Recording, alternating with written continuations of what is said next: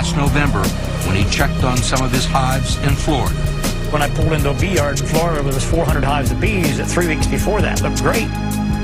And all of a sudden, here we got roughly 400 beehives that are totally empty. The bees were all gone. They're gone. I mean, where'd they go? Don't know. I mean, I literally got down and crawled around. I mean, seriously, I got down on my hands and knees and crawled around. And then there's no dead bees. There are no dead bees anywhere. I mean, you can't find any bees. They flew off someplace. And never came back? Never came home. Had you ever seen that before? No.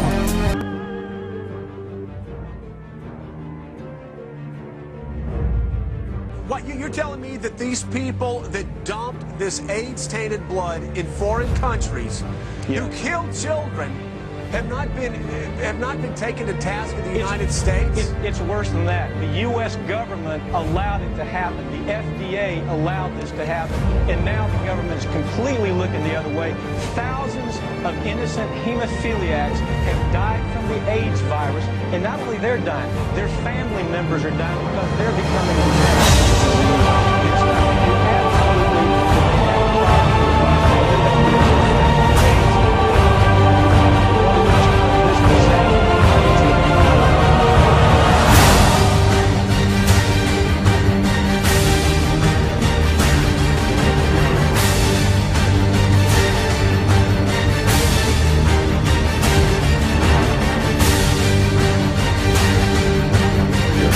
Monday's earthquake in western China was the 25th significant earthquake this year. It's only May. In 2003, the USGS listed more than 70 significant earthquakes, more than the total number for the 70s, 80s, or the 90s.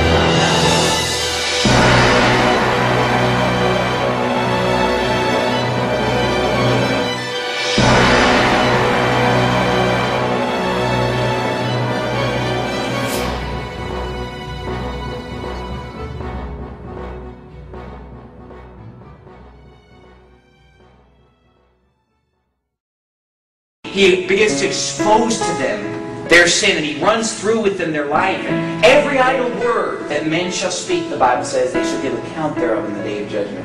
Every time they said something wicked, every time they said something ungodly, every time they committed a sin against God, it's going to be put forth as evidence against them. Say, why do people go to hell? Because they're sinners, because they've lied, because they've murdered, because they've stolen, because they've thought dirty thoughts, because they've committed adultery physically or in their heart.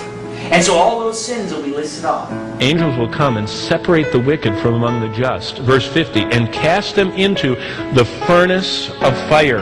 There will be wailing and gnashing of teeth. You know how people say, well, I have my hell here. You ever heard someone say that? You know, it's just like hearing fingernails on a blackboard. When someone says that it's hell to live here, I think, you know, on the blackboard, if you only knew what we were saying.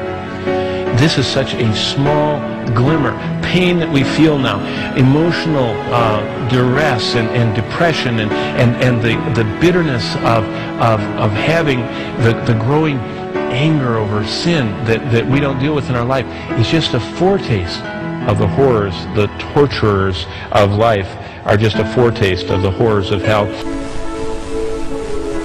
It is necessary for us that want to keep justice to get an understanding, a small understanding of that place. But now a consideration of some of the spiritual pains of hell. Well, first of all, the fire. I forgot to mention things about the fire. The fire on hell burns every part of our every atom and molecule in our bodies. It burns every part of our souls. It burns all of us at once, and it creates the maximum intensity of pain that can be experienced, and